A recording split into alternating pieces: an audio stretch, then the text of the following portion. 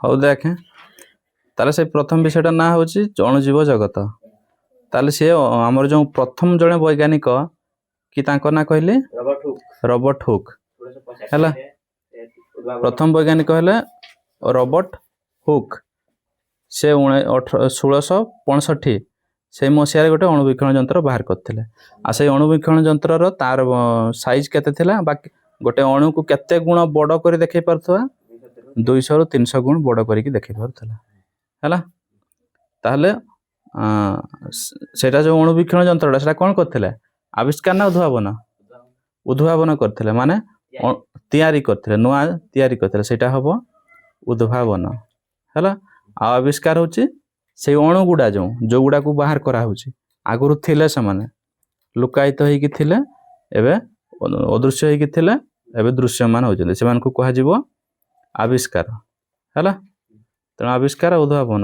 ଆବିଷ୍କାର କ'ଣ? ଆଗରୁ ଥିଲେ ଏବଂ ସେଟାକୁ ବାହାର କରାଗଲା। ଆଉ ଉଦ୍ଭାବନ ନୂଆ କରି ଜିନିଷ ତିଆରି କରାଗଲା ହେଲା। ତାପରେ କେତେ 1660ରୁ ଏଇଠି ପଢ଼ୁଛେ। 1660 ଦଶକରେ ପ୍ରାୟ ସମାନ ସମୟରେ ଡଚ୍ ବୈଜ୍ଞାନିକ କିଏ? Antonie van Leeuwenhoek. ଏଇଟା ମନେ ରଖିବୁ ନାଁଟା, ଆଣ୍ଟୋନି ଭାନ୍ ଲିଉଏନହକ୍। ସେ କେତେ 1960 ମାନେ ତାର ପୂର୍ବରୁ ଉନ୍ନତ ଲେନ୍ସ ତିଆରି କରିଥିଲେ। ତାହେଲେ ସେ ଲେନ୍ସରେ କ'ଣ ହେଉଥିଲା ନା ତାକୁ ବ୍ୟବହାର କରି ସେ ଅଧିକ ଉପଯୋଗୀ ଅଣୁବୀକ୍ଷଣ ଯନ୍ତ୍ର ତିଆରି କରିବାକୁ ସକ୍ଷମ ହୋଇଥିଲେ। ସେ ଜୀବାଣୁ ଏବଂ ରକ୍ତକୋଷ ଭଳି କ୍ଷୁଦ୍ର ଜୀବନ୍ତ ଜିନିଷଗୁଡ଼ିକୁ ସ୍ପଷ୍ଟ ଭାବରେ ଦେଖିବା ଏବଂ ବର୍ଣ୍ଣନା କରିବାରେ ପ୍ରଥମ ବ୍ୟକ୍ତି ଥିଲେ। ଏହି କାରଣରୁ ତାଙ୍କୁ ଅଣୁଜୀବ ବିଜ୍ଞାନର ଜନକ ଭାବରେ କୁହାଯାଏ। କାହାକୁ? Antonie van Leeuwenhoek. ସେ ହେଉଛି ଅଣୁଜୀବର ବା ଅଣୁଜୀବ ବିଜ୍ଞାନର ଜନକ। ସେ କେତେରେ? 1660 ମସିହାରେ, 60 ଦଶକରେ ସମାନ ସମୟରେ, ପ୍ରାୟ ସମାନ ସମୟ ମାନେ ଆମର ଯେଉଁ କିଏ ତା ପୂର୍ବରୁ ଯେଉଁ ବୈଜ୍ଞାନିକ ବାହାର କରିଥିଲେ ରବର୍ଟ ହୁକ୍, କେତେ 1665ରେ, ଇଏ ହେଉଛି 1660 ସେଇ ସମୟରେ। ତ ଜନକ ବୋଲି କିନ୍ତୁ କାହାକୁ କୁହାଯାଉଛି? ଆମର ଯେଉଁ ଆଣ୍ଟୋନି ଭାନ୍ ଲିଉଏନହକ୍। ତାପରେ ଦେଖ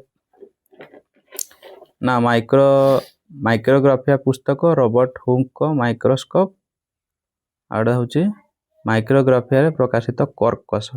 ତାହେଲେ ଏଇଟା କୋଷଟାକୁ ବଡ଼ କରି ଦେଖାଉଛି। ତା ପରଟା ଦେଖ 3 ନମ୍ବର ଚିତ୍ରଟା ଗଟା ହେଲା।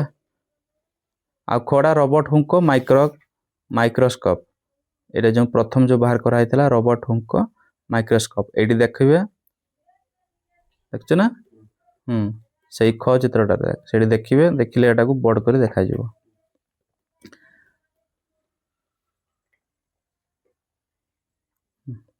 ତାପରେ କ'ଣ କୋଷ କ'ଣ? ଏବେ ଦେଖିବା କୋଷ। କୋଷ ହେଉଛି କ'ଣ? ଆମ ମାନେ ଶରୀରର ସବୁଠାରୁ କ୍ଷୁଦ୍ର ଅଂଶ। ସେଇଠୁ ସବୁ ତିଆରି ହେଇଛି ନା ନାହିଁ? ବୁଝିହେଲା ତ? ତେଣୁ ସମସ୍ତ ଜୀବ ଶରୀର କୋଷରେ ଗଠିତ। ତେଣୁ ଯେତେ ସବୁ ଜୀବ ଅଛନ୍ତି ସବୁଗୁଡ଼ା କୋଷରେ ଗଠିତ। ତୁମେ ଭାବୁଥିବ ଯେ କୋଷ ଗୁଡ଼ିକ ପ୍ରକୃତରେ କିପରି ଦେଖାଯାଏ? ଆସ ଆମେ ଗୋଟିଏ ଅଣୁବୀକ୍ଷଣ ଯନ୍ତ୍ର ବ୍ୟବହାର କରି କୋଷର ଗଠନ ଅଧ୍ୟୟନ କରିବା। ଆସ ଗୋଟିଏ କୋଷ ଅଧ୍ୟୟନ କରିବା, ଶିକ୍ଷକଙ୍କ ଦ୍ୱାରା ପ୍ରଦର୍ଶନ କରିବା।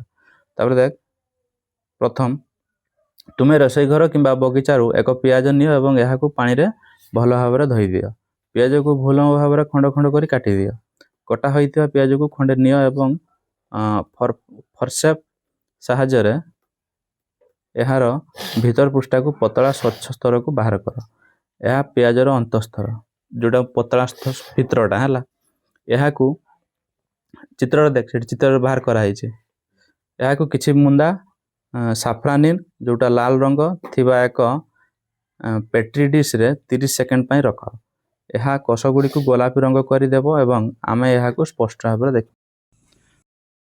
ଗୋଲାପୀ କରିଦେବ। ଏଇଟା ପେଟ୍ରି ଡିସ୍ କେତେ ସମୟ ରଖିବୁ ନା 30 ସେକେଣ୍ଡ ପାଇଁ ରଖ, ତା ଉପରେ ପକାଇ ଦେଲା ପରେ। ତାପରେ ପତଳା ବ୍ରଶ ସାହାଯ୍ୟରେ ପିଆଜ ଅନ୍ତଃସ୍ତରକୁ ପାଣି ଥିବା ଅନ୍ୟ ଏକ ପେଟ୍ରି ଡିସ୍ରେ ରଖ। ଏହା ଧୋଇ ହୋଇଯିବ ଏବଂ ଅତିରିକ୍ତ ରଙ୍ଗ ଛାଡ଼ିଯିବ। ଏହା ପତଳା ବ୍ରଶ ବ୍ୟବହାର କରି କାଚ ସ୍ଲାଇଡ୍ରେ ରଙ୍ଗ ଦେଇଥିବା ପିଆଜ ଅନ୍ତଃସ୍ତରକୁ ସାବଧାନତାର ସହ ରଖ, ଯେପରି ଏହା ମାଡ଼ି ହୋଇ ନଯାଏ କିମ୍ବା ଛିଡ଼ି ନଯାଏ। ହେଲା, ଏ ଲାଲି ରଙ୍ଗ ଦେଲା। ତାପରେ ସାଫ୍ରାନିକ୍ ପିଆଜ ଚୋପା ଏଇଟା। ତାପରେ ଗ୍ଲିସେରିନ୍ କୋଉଟା, ଏଇଟା ଯେଉଁ ପକା ହେଉଛି ଡ୍ରପ୍ଟା, ଚିତ୍ରଟାରେ ଦେଖ, ଆମର ଖ ଚିତ୍ରଟା। ହେଲା, ଅଣୁବୀକ୍ଷଣ ଯନ୍ତ୍ର ସେ ଦେଖୁଛି। ଆଉ ଏଇଟା ହେଉଛି କ'ଣ, କଉର୍ ସ୍ଲିପ୍ ତା ଦ୍ୱାରା। ହେଲା, ତାପରେ ଦେଖ ସ୍ଲାଇଡ୍ରେ ଏହା ଉପରେ ଗ୍ଲିସେରିନ୍ର ଗୋଟିଏ ମୁନ୍ଦା ପକାଅ। ଗ୍ଲିସେରିନ୍ କୋଷଗୁଡ଼ିକୁ ସହଜରେ ଶୁଖିବାକୁ ଦେବ ନାହିଁ ଏବଂ କୋଷଗୁଡ଼ିକୁ ଭଲ ଭାବରେ ଦେଖିପାରିବ। ତାପରେ ଛୁଞ୍ଚି ଦ୍ୱାରା ଧୀରେ ଧୀରେ ଏହି ସ୍ତର ଉପରେ ଏକ କଭର ସ୍ଲିପ୍ ରଖ, ଯେପରି ତା ତଳେ ପବନ ରହି ନଯାଏ। ତାପରେ କଭର ସ୍ଲିପ୍ ଚାରିପାଖକୁ ବାହାରି ଆସିଥିବା ଅତିରିକ୍ତ ଗ୍ଲିସେରିନ୍କୁ ଖଣ୍ଡେ ବ୍ଲଟି ପେପର ନେଇ ଧୀରେ ପୋଛି ଦିଅ। ସ୍ଲାଇଡ୍କୁ ଅଣୁବୀକ୍ଷଣ ଯନ୍ତ୍ର ତଳେ ରଖି ଦେଖ, ଏହାକୁ ଚିତ୍ର ଗ ସହିତ ତୁଳନା କର। ହେଲା, ଏ ଯେଉଁ ଚିତ୍ର ଗ ତା ତଳେ ଦେଇଛି ଚିତ୍ରଟା ଦେଖ, ଗ ସେଠି କ'ଣ ଦେଇଛି, କ'ଣ କ'ଣ ସବୁ ବାହାରିବ ଦେଖିବା। ନା, ତୁମେ ଚିତ୍ର 2.3 ଗ ଏବଂ ଘ, ଗ ଆଉ ଘ ଦୁଇଟା ଦେଖାଗଲା। ଦର୍ଶାଯାଇଥିବା ଇଟା କାନ୍ଥ ପରି ପ୍ରାୟ ଆୟତାକାର କୋଠରୀ ଦେଖିବ। ଏଗୁଡ଼ିକ ପିଆଜ ସ୍ତରର କୋଷଗୁଡ଼ିକ ଲାଗି ଲାଗି ରହିଛି, ସେମାନଙ୍କ ମଧ୍ୟରେ କୌଣସି ଖାଲି ସ୍ଥାନ ନାହିଁ। ତୁମେ ଚାରିପାଖରେ ଥିବା ବିଭିନ୍ନ ଉଦ୍ଭିଦର ପତ୍ରକୁ ଏହିପରି ପରସ୍ତ ବାହାର କରି ପର୍ଯ୍ୟବେକ୍ଷଣ କର। ତୁମେ ଦେଖିବ ଯେ ସମସ୍ତ ଉଦ୍ଭିଦ କୋଷରେ ଗଠିତ। ଗୋଟିଏ ପ୍ରାଣୀର ଶରୀର କେଉଁଥିରେ ତିଆରି ବୋଲି ତୁମେ ଭାବୁଛ? କେଉଁଥିରେ? କୋଷରେ ହିଁ ତିଆରି। ତାହେଲେ ଏଇଭଳିଆ ସବୁ କୋଷ ଗୁଡ଼ା ଦେଖାଯିବ। କେମିତି? ଇଟା ଗୁଡ଼ା ଯୋଡ଼େଇ ହେଇଛି ଭଳିଆ। ହେଲା, ତାପରେ କାର୍ଯ୍ୟ 2.3 ଅନୁସନ୍ଧାନ କରିବା। ଯଦି ସଫା ପାଣିରେ ତୁମେ ମୁହଁକୁ ଧୋଇ ଦିଅ, ଗୋଟିଏ ସଫା ଦାନ୍ତଖୁଣ୍ଟାର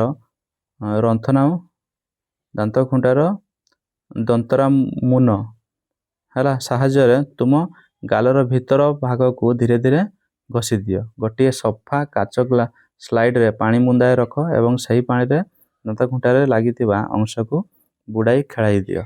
ସ୍ଲାଇଡ୍ ଉପରେ ଗୋଟିଏ ମୁନ୍ଦା ନୀଳ ମେଥିଲିନ୍ ପକାଅ। ଏହି ରଙ୍ଗ, ନୀଳ ରଙ୍ଗ ଯେଉଁଟା ହୋଇଥିବ, ଅଣୁବୀକ୍ଷଣ ଯନ୍ତ୍ର ତଳେ ବସ୍ତୁର ଦୃଶ୍ୟମାନତାକୁ ଉନ୍ନତ କରେ।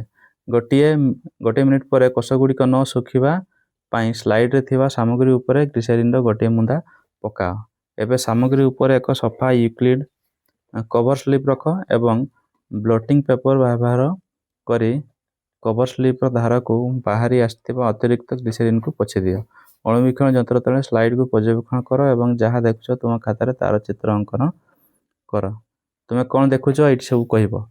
ନା, 2.4 ପରି ଏକ ବହୁଭୁଜ ଆକୃତିର ଚିତ୍ର ତୁମେ ଦେଖିଥିବ। ଏହିପରି ଏଗୁଡ଼ିକ ହେଉଛି ଗାଲ ଭିତର କୋଷ, ଯାହା ତୁମ ମୁହଁର ଭିତର ପାଖ ଗଠନକୁ ବୁଝାଏ। ଏଇଟା ଯେଉଁ ଦେଇଛି ଚିତ୍ର ଗୁଡ଼ା, କୋଷ ଝିଲ୍ଲି ଦେଇଛି ନା, ତାପରେ କୋଷ ଜୀବକ, ଏଇଟା ହେଉଛି ଗାଲ ମୁହାର କୋଷ, ସେଇ ଚିତ୍ର ଗୁଡ଼ା ଦେଖ।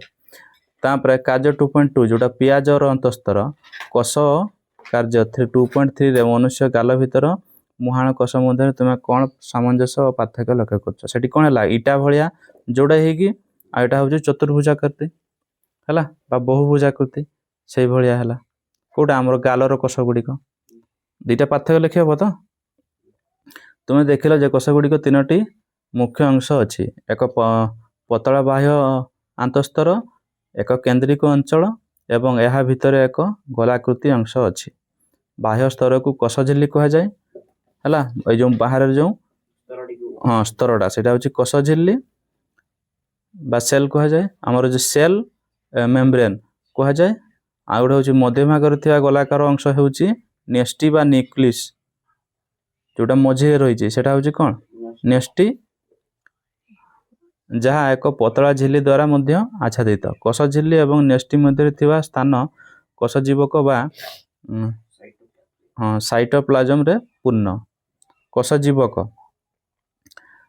ଜୀବକ କ'ଣ, ଆମର ଯେଉଁ ତା ଭିତରେ ଯେଉଁ ରସ ଯେଉଁଟା କୁହାଯାଏ। ହେଲା, ଏହି ତିନୋଟି ଅଂଶ କୋଷ ଝିଲ୍ଲି, ସାଇଟୋପ୍ଲାଜମ ଏବଂ ନେଷ୍ଟି ଏକ କୋଷର ମୌଳିକ ଅଂଶ। मौलिक अंश तार मूल अंश जोठू एगुड़ा सब तैयारी होइछि कोशर तापर सिना सब मनीष जते सब बड़ बड़ जीव तैयारी होइछन्ते पियाज स्तर कोश परे एटा मन रखबो ए तीनटा जिंस पियाज स्तर कोश परे किछि कोशर एक अतिरिक्त बाह्य स्तर थाए जहाँ कोश भित्ति कहा जाए जहाँ कि कहा जाए कोश भित्ति बा सेल वाल कोशर एही अंश गुडी को गुरुत्व कौन से अंश गुडी को जो अछि तांकर गुरुत्व कौन ना से माने केउ कार्य करंती जीवन रक्षणाबेक्षण पई एही कार्य गुडी को गुरुत्वपूर्ण की देखियो तापरे ताल देछि कोश झिल्ली साइटोप्लाज्म एवं नेस्टिस को घेरी रखे ताले से कोश झिल्लीटा कोन करे नेस्टिस बा नेस्टियस ताको किए कोश झिल्ली घेरी की रखे कोश झिल्ली गोटे कोश को अन्य कोश रु पृथक करे यहाँ छद्र बा छिद्र युक्त एवं जीवन प्रक्रिया पई आवश्यक सामग्री प्रवेश रे सहायता करे और अदरकारी पदार्थ को बाहर कर दिए साइटोप्लाज्म रे कोशर अन्यान्य उत्पादन एवं कोश जैविक गुड़िक थाए जेपरिक श्वेतसार बा तापरे कार्बोहाइड्रेट पुष्टिसार एवं प्रोटीन चर्बी एवं खनिज लवण अधिकांश जीवन प्रक्रिया साइटोप्लाज्म मध्य घटे है साइटोप्लाज्म रो काम कौन ना कोशर अन्यान्य उपादान एवं जैविक गुड़िक थाए क्या मध्य से साइटोप्लाज्म रे कौन कौन थाए सेठी श्वेतसार बा तापरे हाइड्रोकार्बोनेट पुष्टिसार बा प्रोटीन जोटा चर्बी आउ खनिज लवण एतकी जिनस थाए या सब मन रखबो तापर देखिबा न्यूक्लियस कोश न्यूक्लियस कोश मध्य घटुथिबा समस्त कार्यकलाप को नियंत्रण करने सहित बुद्धि रे मध्य नियंत्रण करे उद्भिद कोश रे थिबा कोश भित्ति उद्भिद गुडी को दृढ़ता एवं शक्ति प्रदान करे एही कारण रु समस्त कोश परस्पर सहित जड़ित और दृढ़ भाव में जोड़ी होई रहिबार देखा जाए हला तापर की अछि आ गोटे पाद आगकू ताले उद्भिदर समस्त अंश रे थिबा कोश गुड़िक लवक बा प्लास्टिड नामक क्षुद्र रड आकृतिर अंगिका थाए कौठी आमर कोश गुड़िक लवक प्लास्टिक बा क्षुद्र रड आकृतिर अंगिका थाए तापरे क्लोरोफास्ट जोटा रहित लवक माई आमर हरित लवक सेटा कौन क्लोरोफास्ट परि केतेक प्लास्टिड रे सबुज कणिका बा क्लोरोफिल थाए जहाँ सेमानंकु सबुज करिथाए एवं आलोक संश्लेषण साहाय्य करे आलोक संश्लेषण जानिछ एटा उद्भिदर अणसबुज अंश रे पदार्थ संचय रे प्लास्टिड साहाय्य करे अणसबुज माने जोठी क्लोरोफास्ट न थाए उद्भिद कोश गुड़ी करे गोटिए बड़ शून्यस्थान मध्य थाए जहाकू रसधानी कहा जाए यही उद्भिद कोश को गुरुत्वपूर्ण पदार्थ संरक्षण करिबारे अदरकारी पदार्थ बाहर करिबारे एवं कोशर आकृति बजाय रखिबारे सहाय्य करे यह उद्भिद को शक्ति एवं सामर्थ्य प्रदान करे प्राणी कोशरे रसधानी साधारणतः न थाए प्राणी मानकर कोशरे कोठी थाए ताले उद्भिद मानकर कोशरे सेटा थाए कोडा रसधानी हला रसधानी जदि थाए तेबे सेमाने साधारणतः छोट छोट होई थांती बा जना पड़े नाही प्राय एई छोट रसधानी गुड़िक पानी रे द्रवीभूत केतेक पदार्थ संचय करती तेणु गोटिए कोश केवल तरल पदार्थर एक सरल थली नुहे यह विभिन्न अंश रे गठित एक जटिल संरचना प्रत्येक अंशर निजस्व विशेष कार्य रही जहाँ कोश और ता सहित समग्र जीवर कार्य संपादन रे साहाय्य करे तेणु ये जो तल दिखाई आमर एटा कौनटा क कोश आउ ख कोश झिली देला उपरे तापरे आमर कोश एटा कोश भित्ति ता साइड रे रहिलानी कोश झिल्ली तापरे न्यूक्लियस कोडा मझिरे जो अछि तापरे क्लोरोफास्ट हैला एटा तापरे साइटोप्लाज्म रस जो कहितली रसधानी ता भितरे जो अछि तापरे माइटोकॉन्ड्रिया एटा होछि बाहर जो एटा देखा जाउछि हैला ताले ए खटा होछि कोन उद्भिद कोश अरे उद्भिद कोश खटा आ कोटा होछि प्राणी कोश की पई काहे कि ना एठी जो रसधानी कोठी देखा जाउछि भल से उद्भिद कोश रे त सेकंड ता हलो उद्भिद कोश हैला तापर देख ना कोषर विभिन्न अंश देखाइबा पई रंग व्यवहार करा जाउछि। तापर एबे आमे एबे कोषर मौलिक गठन बुझी पारिलु। आमे यहाँ मध्य बुझी पारलु जे उद्भिद कोष एवं प्राणी कोष आकृति एवं गठन रे परस्पर ठाରୁ भिन्न अटे। विभिन्न प्राणी कोष एवं सेमानकर आकृति एवं गठन रे भिन्न भिन्न कि तार 2.1.1 कोष गुड़िकर आकृति एवं गठन रे भिन्नता। मनुष्यर मांसपेशी कोष एवं स्नायु कोषर चित्र 2.6 क एवं ख रे दिए जाइछि। सेमानक मध्य तुमे कोन समानता एवं पार्थक्य देखुछ? मांसपेशी कोटार देला कोन ना मांसपेशी कोष आ खटर देला स्नायु कोष। हौ तले पार्थक्य देखुछ। एक मांसपेशी कोष एक ताकुड़ी आकृतिर होई थाए। मांसपेशीटा कोन गुडे ताकुड़ी आकृतिर हला, किंतु एक स्नायु कोष बहुत लंबा एवं प्रशाखा युक्त होई थाए। ताकुड़ी कोन चाभी जो ताला सही भलिया सेहीपरि केतेक कोष गोलाकार केतेक लंबा एवं पतला। विभिन्न कोषरे बा विभिन्न जीवरे कोषगुड़िकर संख्या मध्य भिन्न होई थाए। कोषगुड़िक परस्पर ठाରୁ एते भिन्न काहेकि देखा जाए? एक कोषर आकृति एवं गठन कोन एहार कार्य सहित जड़ित। ताले हमर जो कोष गुडा सेटा तार गठन आकृति तांकर कार्य सहित जड़ित होई कि रही थाए। ताले कोषगुड़िक अन्य अनन्य आकृति आकार एवं गठन सेमानकर निर्दिष्ट कार्य करिबारे सहाय्य करे। किंतु एही कोषगुड़िक शरीर विभिन्न कार्य करिबारे किपरि सहाय्य करंती आस जानिबा। तुमे कार्य 2.3 रे देखछ जे कोन जे ना गाल भितर कोषगुड़िक पतला एवं समतल ना नहीं पतला और समतल।